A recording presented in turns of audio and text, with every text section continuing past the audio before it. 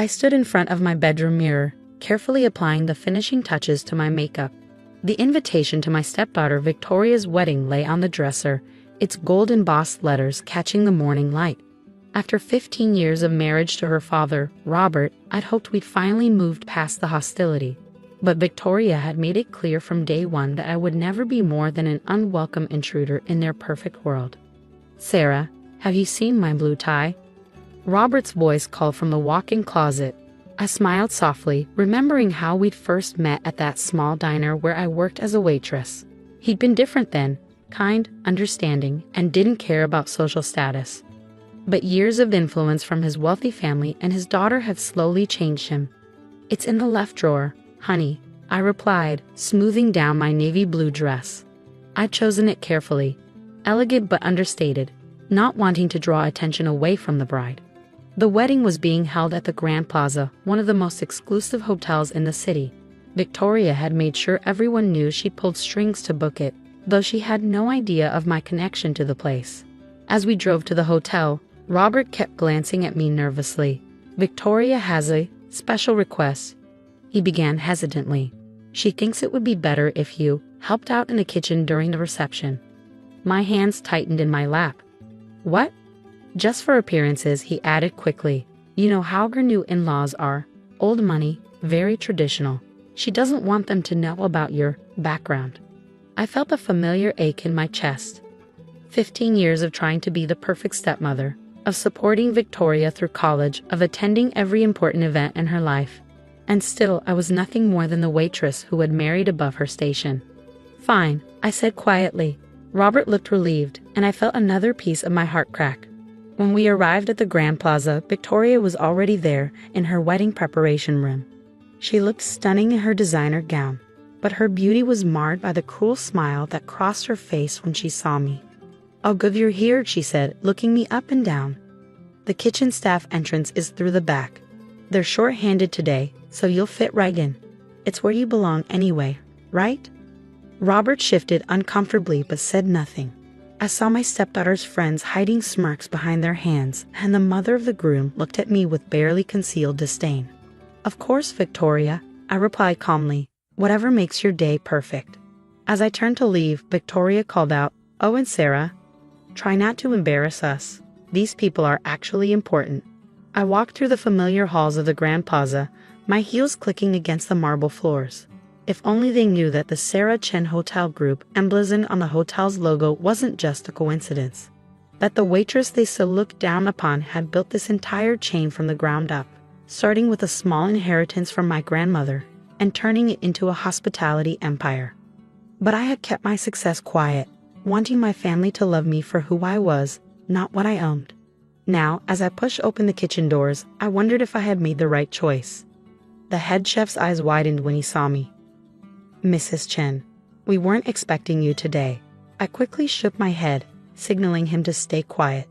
"Just helping out today, James," Victoria's request. Understanding dawned on his face, followed by anger on my behalf, but he respected my wishes. I tied an apron around my waist and began helping with the wedding preparations, listening to the staff whisper in confusion about why their CEO was plating appetizers. Little did I know that this day would take an unexpected turn when my board of directors would show up for an emergency meeting about our upcoming international expansion. I had been in the kitchen for about 2 hours when my phone buzzed insistently. 12 missed calls from Marcus, my chief operating officer. I stepped into the walk-in freezer for privacy and returned his call. "Sarah, we have an emergency." Marcus's voice was tense. "The Singapore deal. They're threatening to back out unless we sign today. The entire board is flying in for an emergency meeting. We need you at the Grand Plaza in an hour." My stomach dropped. "Marcus, I'm already at the Grand Plaza." "But..." "Perfect. We'll be there soon. The future of our Asian expansion depends on this, Sarah." Before I could explain my situation, he hung up. I leaned against the cold freezer wall, my mind racing. The Singapore deal was worth billions, the biggest expansion in our company's history. Missing this meeting wasn't an option. Just then, Victoria burst into the kitchen, her white dress rustling. "Where is she?" she demanded, scanning the room until she spotted me emerging from the freezer. "What are you doing?" The appetizers aren't even done. Victoria, I need to step out for a bit. Step out? She laughed coldly. You're not a guest here, Sarah. You're the help. Or did you forget your place again? The kitchen staff froze, watching the scene unfold.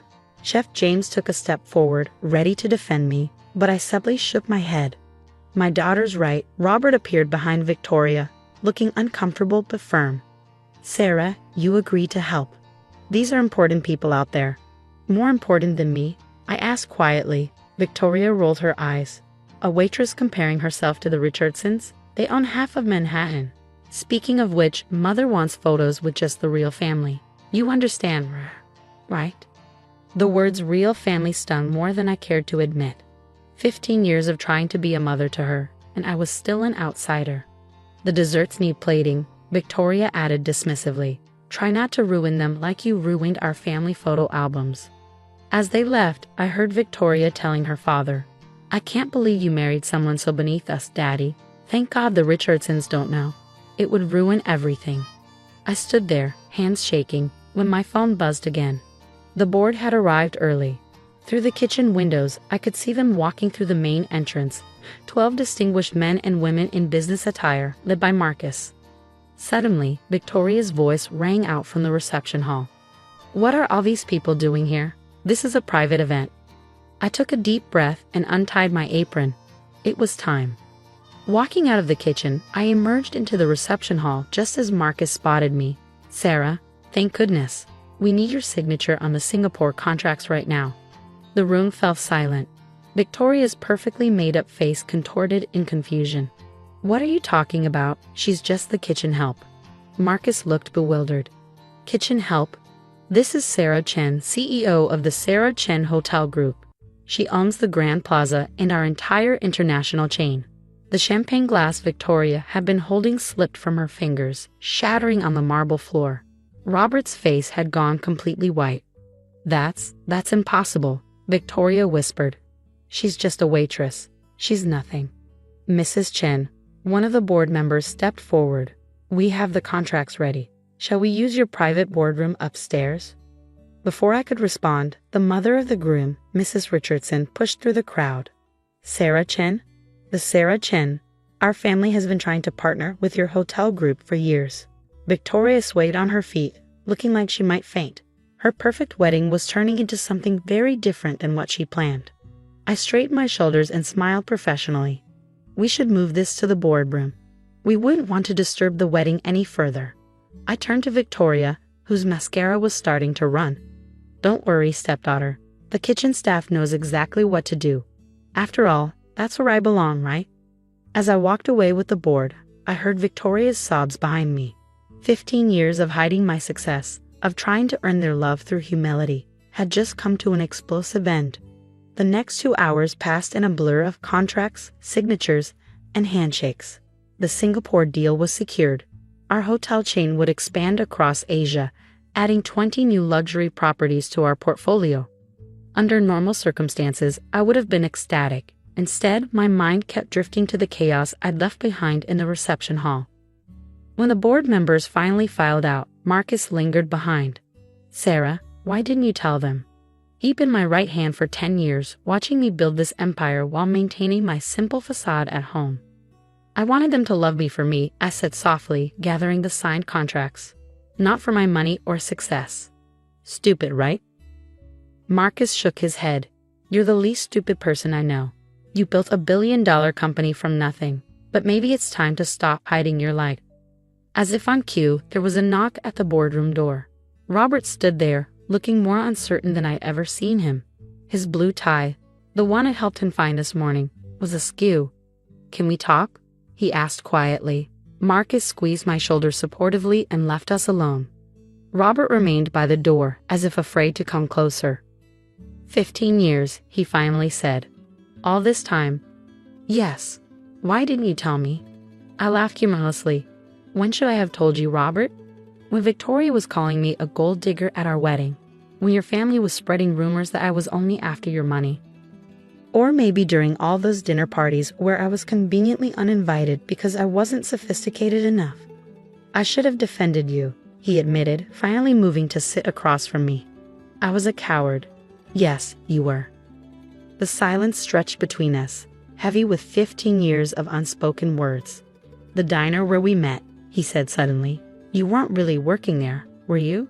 I was. I met his eyes. I make every new hotel manager work in each department for a month. I believe in understanding every aspect of the business. That's how I maintain our 5-star standard. So when we met, I was doing my monthly rotation. I own 3 hotels already. I smiled sadly.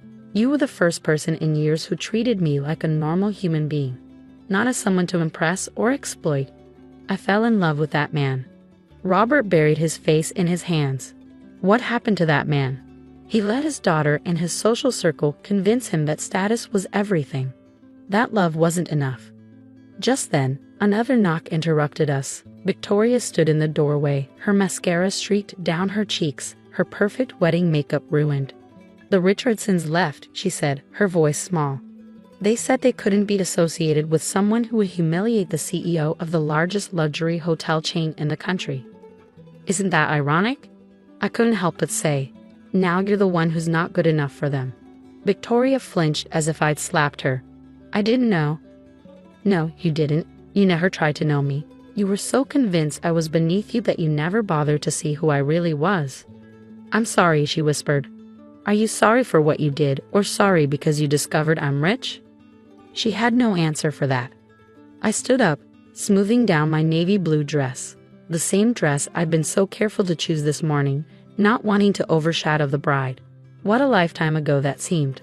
The reception staff will continue serving your guests, I said professionally.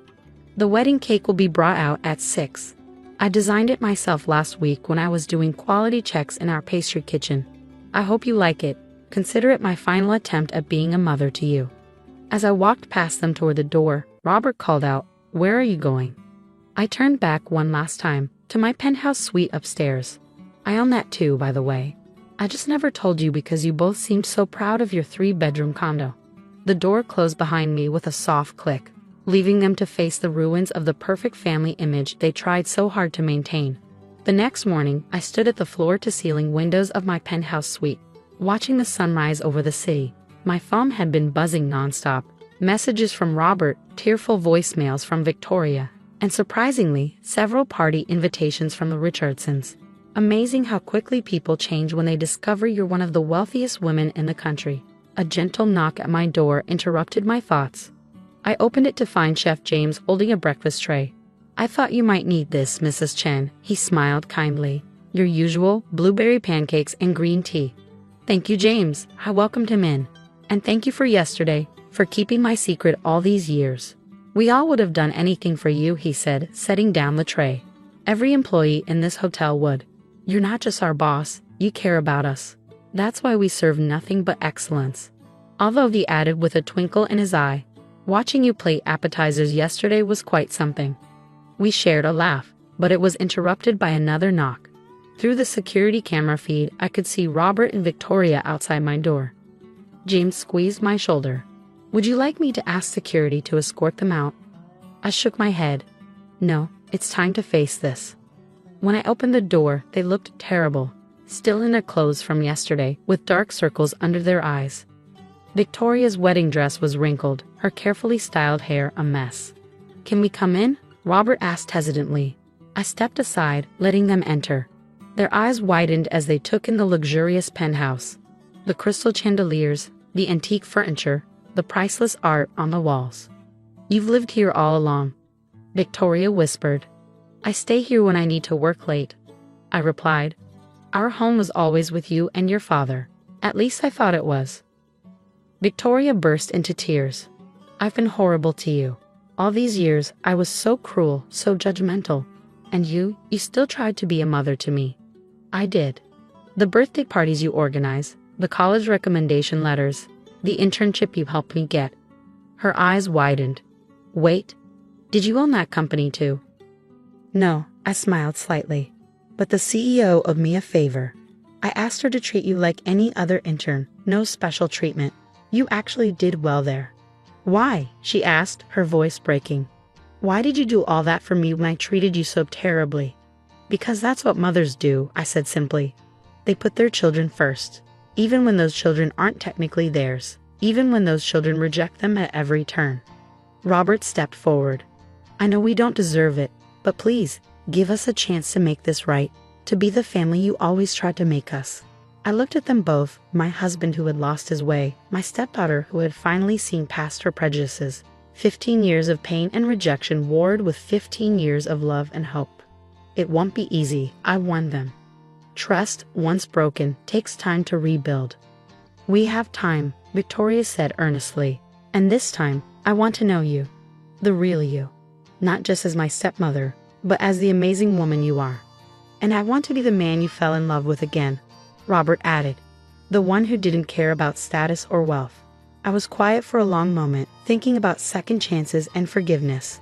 Finally, I gestured to the breakfast tray James had brought. Would you like some pancakes?